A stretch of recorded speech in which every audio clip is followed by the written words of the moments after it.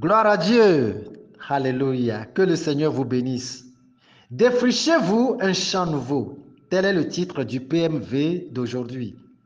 Et pouvez-vous nous dire en quoi cela est-il nécessaire? Pourquoi abandonner le champ en cours pour un autre nouveau? Ne voyez-vous pas que cela ressemble à une perte?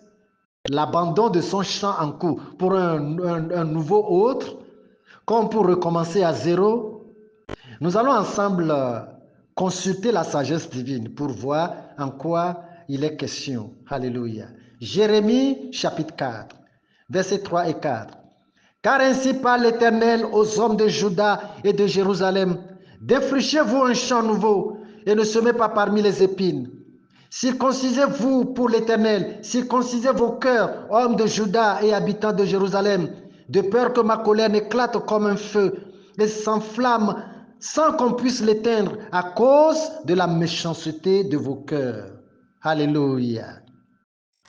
Si votre champ est couvert d'épines et que vous l'ensemencez dans cet état-là, sans l'avoir défriché, sans l'avoir sarclé, il ne vous produira aucun bon résultat. Tous vos efforts physiques déployés sous le soleil et pendant toute la saison des semailles ne vous rapporteront rien de bon. Ouais. Et défricher un champ, c'est le rendre propre pour les semences, le rendre valide pour les productions que vous espérez, n'est-ce pas? C'est bien. Maintenant, le champ de notre test, qu'est-ce que c'est? S'agit-il de la terre cultivable? Non, il ne s'agit pas de ce champ, la terre qu'il faut cultiver, mais plutôt d'un champ plus que d'ordinaire. Et c'est notre cœur. Verset 4. Circoncisez-vous pour l'Éternel, circoncisez vos cœurs, hommes de Juda et habitants de Jérusalem. Alléluia. Pourquoi Dieu indeste-t-il le cœur et non les poumons, et non le foie ou le pancréas, et non, n'est-ce pas, l'estomac ou les intestins? Nous allons comprendre tout. Jérémie chapitre 17. Vous allez comprendre pourquoi est-ce que ce n'est que le cœur que Dieu indeste. Verset 9. Le cœur est tortueux par-dessus tout. Il est méchant. Qui peut le connaître? Alléluia. Le cœur est tortueux, c'est-à-dire qu'il n'est pas stable. Il fait des tours et des détours, des va et des viens. Aujourd'hui, il est ceci et demain, il est cela. Aujourd'hui, je t'aime à mourir et demain, je te hais à mort. La Bible dit, il est méchant et personne ne peut le dompter. Personne ne peut le contrôler pour le maîtriser. Il est plein de toutes sortes d'épines à venin. Marc chapitre 7. Et nous allons au niveau du verset 21, 21, 22 et 23. Marc chapitre 7, verset 21. Car c'est du dedans, c'est du cœur des hommes que sortent les mauvaises pensées, les adultères, les impudicités, les meurtres, les vols, les cupidités, les méchancetés, la fraude, le dérèglement, le regard envieux, la calomnie, l'orgueil, la folie. Toutes ces choses mauvaises sortent du dedans et souillent l'homme. Praise the Lord. Le cœur actuel de l'homme en général, est un cœur déjà pourri, un cœur déjà trop gâté et est incapable de produire de bons rendements. Il est un cœur charnel et ne peut pas dégager de bonne odeur parce et tout ce qu'il dégage est puant devant Dieu. L'extérieur de l'homme peut paraître beau, comme pour être léché, mais son dedans, qui est le cœur, est entièrement puant et ne sert, n'est-ce pas, à rien devant Dieu si ce n'est qu'à être jeté, parce que c'est un cœur hypocrite. Le cœur de cette jolie femme, le cœur de ce grand homme, le cœur de ce roi élégamment habillé, le cœur de ce Richard dormant dans les billets bancaires. Comment Jésus a-t-il qualifié l'homme au cœur tortueux? Matthieu chapitre 23 et le verset 27, puis le verset 28. Je dis bien sûr Matthieu chapitre 23 et je m'arrête au niveau du verset 27. Malheur à vous, scribes et pharisiens, hypocrites, parce que vous ressemblez à des sépulcres blanchis qui paraissent beaux au dehors et qui au-dedans sont pleins d'ossements et de morts, s'il vous plaît, sont pleins d'ossements de mort et de toute espèce d'impureté. Verset 28. Vous de même, au dehors, vous paraissez juste aux hommes, mais au-dedans, vous êtes pleins d'hypocrisie et d'iniquité. Alléluia. Voyez-vous? Donc, ce dedans de l'homme est le champ du diable, où toute espèce d'iniquité est semée. Toute espèce d'iniquité, je dis, est semée. Et c'est l'état de l'homme au cœur charnel. Les produits de ce cœur viennent par inspiration du diable. Parce que ce cœur est sous l'autorité et le pouvoir et la domination du diable. Le diable est le maître suprême sur ce cœur. Le grand maître sur ce cœur. Actes chapitre 5. Et je vous montre ici le verset 3. Verset 3. Pierre lui dit, Ananias, pourquoi Satan a-t-il rempli ton cœur au point que tu mentes au Saint-Esprit et que tu aies retenu une partie du prix du champ? Alléluia. Vous savez, à vrai dire, Ananias de lui-même essayait de présenter devant Dieu de bonnes productions par amour qu'il a pour l'Éternel. Mais à chaque fois qu'il présente le produit de son cœur, il découvre que c'est plutôt de l'iniquité. Il avait la bonne volonté d'exercer la justice, de produire ce qui est pur et saint, de produire des actes et des paroles irréprochables. Mais chaque fois, le résultat ne dégage toujours que de mauvaises odeurs. Ananias n'est pas le seul dans cette expérience de cœur charnel. Je ne suis pas non plus le seul. Et vous n'êtes pas non plus aussi les seuls. Il y a aussi un de nos doyens dans le Seigneur, dont la fin de son expérience de cœur charnel est pour nous aujourd'hui un courage et une force pour le défrichement d'un champ nouveau. C'est qui? L'apôtre Paul. Romains chapitre 7. Et je suis au niveau du verset 18.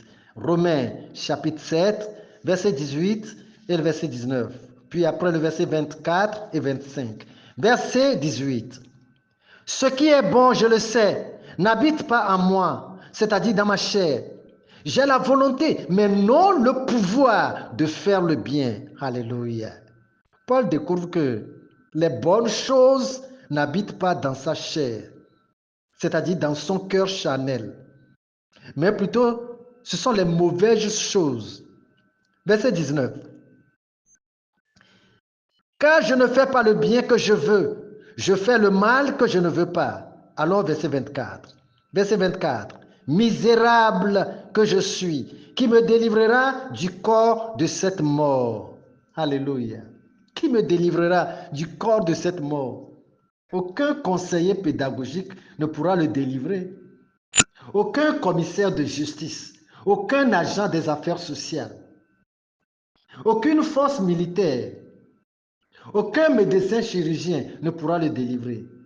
Vous voyez, c'est vraiment pour le cœur charnel un état critique.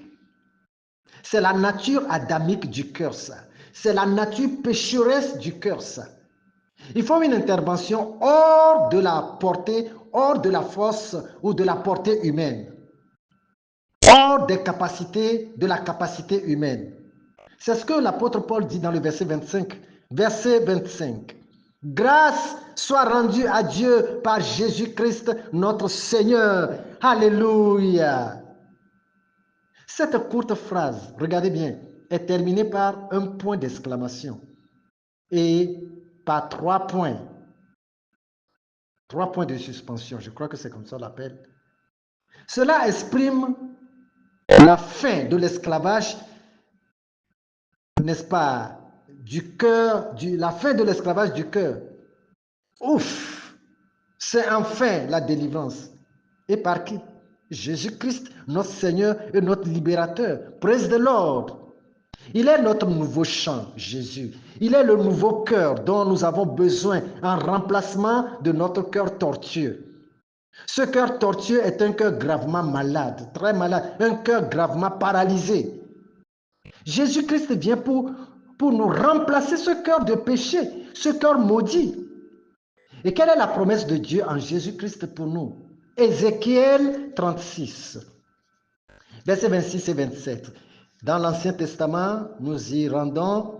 Allons-y jusqu'au chapitre 36 de Ézéchiel pour lire les versets 26 et 27. Vous y êtes?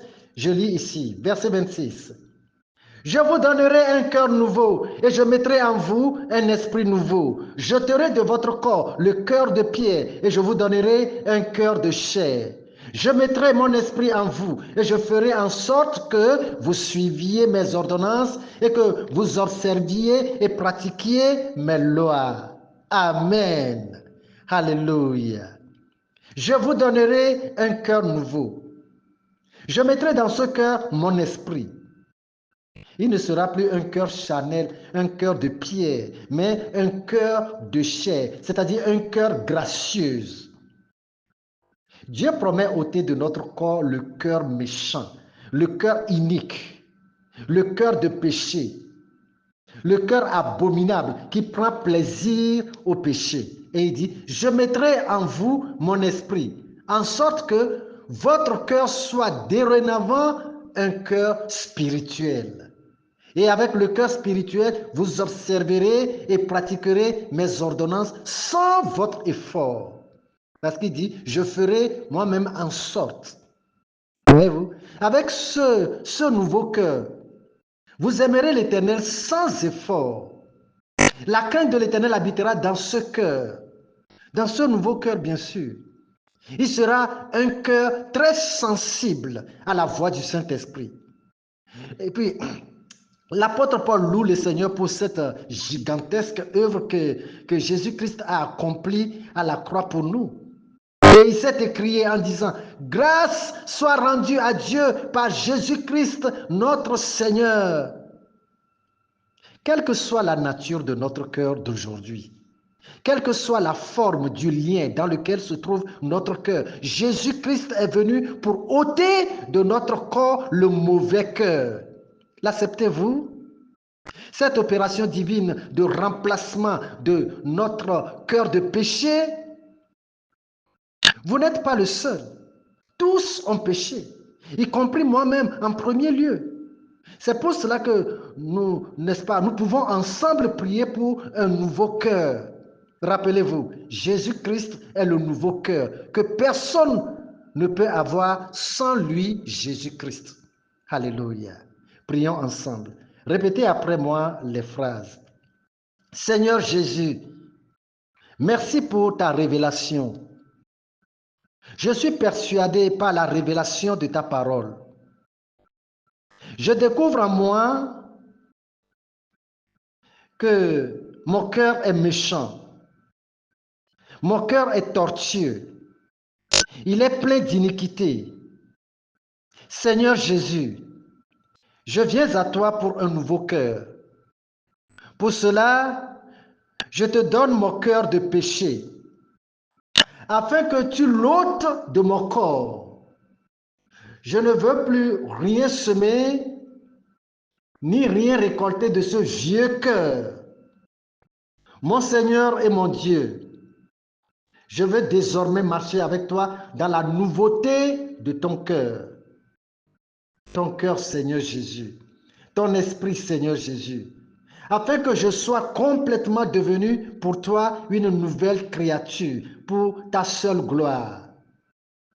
Merci, Seigneur Jésus. Au nom de Jésus, nous avons ensemble prié. Amen. Praise the Lord. Alléluia. Vous n'allez pas vous arrêter à cette courte prière. Allez croiser un bon pasteur d'une église construite sur le fondement des apôtres et présentez-vous à lui. Le Seigneur, par ce pasteur, vous bénira puissamment. Alléluia. Mais avant cela, partagez avec quelqu'un ce petit message de vie pour la gloire de Dieu. Mon nom est Séraphin Kofi Zozo. Restez bénis. Amen.